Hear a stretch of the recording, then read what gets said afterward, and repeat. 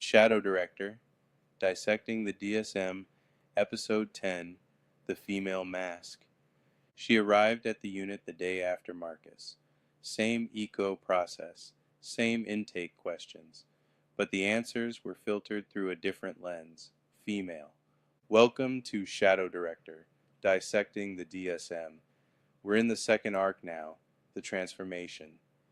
In Episode 9, we met Marcus, whose terror performs as mania and whose genius is coded as depression. Today, we meet Lilith, a woman whose strategic survival is being coded as emotional instability, whose calculated coldness is called borderline, whose performance is so perfect that the clinicians never see what's beneath. Do you have mood swings? Yes. The clinician writes, labile affect, borderline indicator. Do you have unstable relationships? Yes. The clinician writes, pattern of intense, unstable interpersonal relationships, borderline indicator. Do you fear abandonment? Lilith calculates. She knows what answer they want. She knows what answer keeps her safe. Yes. The clinician writes, frantic efforts to avoid real or imagined abandonment, borderline indicator. 60.3, borderline personality disorder. The diagnosis lands before the intake is complete. The code is assigned before she's understood. The billing begins before she's seen. But here's what the clinician doesn't know. Lilith doesn't fear abandonment. She fears losing control. She doesn't have unstable relationships.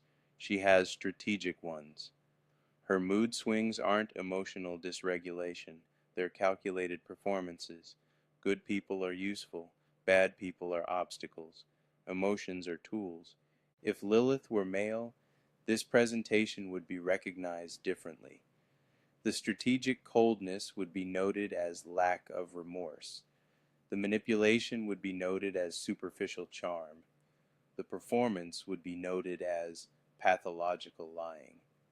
The code would be F60.2, antisocial personality disorder. But Lilith is female, and the DSM encodes gender assumptions. Let's look at the statistics. Borderline personality disorder is diagnosed 75% in women. Antisocial personality disorder is diagnosed 75% in men. The underlying trauma profiles are remarkably similar. Childhood abuse, attachment disruption, environments where trust was dangerous. Women are socialized to internalize. Turn the pain inward. Blame yourself. Be emotional, expressive, reactive, and the system will code you borderline. Men are socialized to externalize. Turn the pain outward. Blame others. Be aggressive, cold, strategic, and the system will code you antisocial. Same survival mechanisms, different genders, different codes, different lifetime revenue streams. Lilith learned this early. She learned that performing female symptoms kept her safe. Cry on cue, and they stop pushing. Express fear of abandonment, and they think they understand you.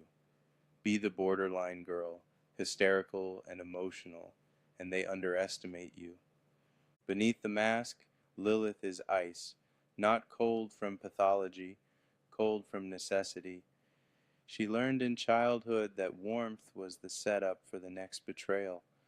Trust was the weakness that got you hurt. Love was the trap that closed around you. So she stopped feeling, or rather, she stopped letting feeling guide her.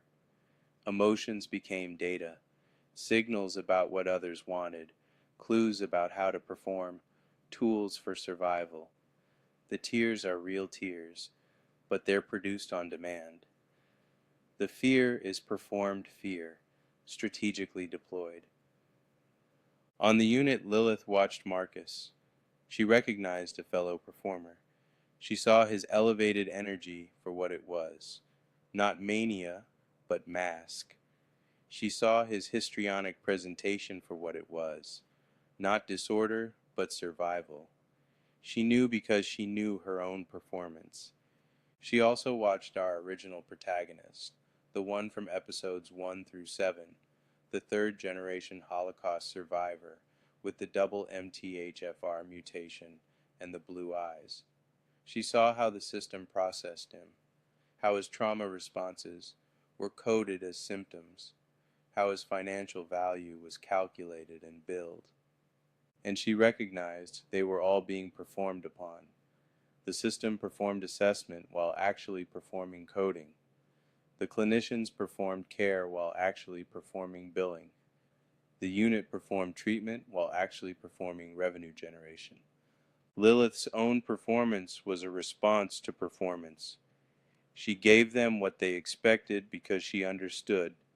This isn't about truth. This is about transaction. The feminist critique of psychiatric diagnosis has documented this for decades. The same behaviors read differently depending on gender. Assertiveness in men is leadership. In women, it's aggression. Emotional expression in women is instability. In men, it's passionate intensity. Strategic thinking in men is intelligence. In women, it's manipulation. The DSM inherits these assumptions. It doesn't diagnose pathology.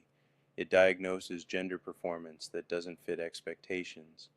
A woman who is cold, calculating, strategic, that violates the expected script. She must be borderline, emotional beneath the surface, unstable at her core, desperately avoiding abandonment even when she appears controlled. But Lilith isn't borderline. Lilith survived.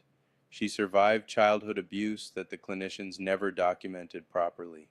She survived by going cold, by calculating, by strategizing. She survived by learning exactly what each situation required and providing it. The system calls this personality disorder. Lilith calls it the only reason she's still alive.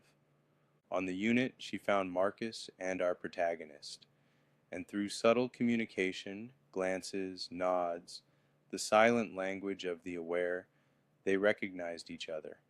3 people being coded, 3 people generating revenue, 3 people who had begun to see through the codes to the system beneath. In the alchemical tradition, this recognition is part of the nigredo, the blackening. Seeing the lead for what it is, understanding that the code is construction, not discovery. Recognizing that the system's categories don't describe reality, they create it. Lilith's shadow holds her rage, the cold, strategic rage that kept her alive when warmth meant vulnerability. The system codes this as emotional dysregulation. The shadow knows its survival. To befriend this shadow is to acknowledge, I am angry. The anger is justified. The coldness is protection. And protection is not personality disorder. Jung wrote about the anima and animus, the feminine and masculine aspects of the psyche that must be integrated for wholeness. But the DSM doesn't allow for integration. It codes the feminine as one set of disorders and the masculine as another. It fragments what needs to be whole. Lilith carries both. The performed femininity, the tears, the fears, the emotional presentation that the system expects, and the actual strategic mind, cold, calculating, survival-oriented. The system can only see one at a time. It codes the performance and misses the depth. After discharge, Lilith found Marcus again, and our protagonist, and later Abraham, whose mythological mind we'll meet in episode 12.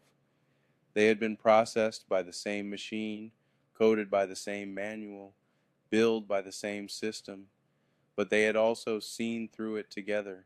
The codes didn't bind them anymore. Oh, the codes were still in their records.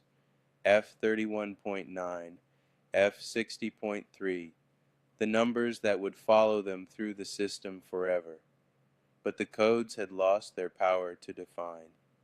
They were labels the system had applied, not truths the system had discovered. This is the beginning of albedo, the whitening. After Negredo dissolves the old form, albedo begins to separate what is real from what is imposed. The code is imposed, the self is real, the diagnosis is constructed, the survival is genuine. In our next episode, we go deeper into Marcus's pattern recognition, the savant mind that the system called flight of ideas, the genius that the system medicated into manageability. We'll see how the same capacity that let Marcus decode the system also made him a target of the system. Thank you for continuing the journey. The system codes gender. We can see through the gendered codes. The system creates borderlines and antisocials. We can recognize survival beneath the categories.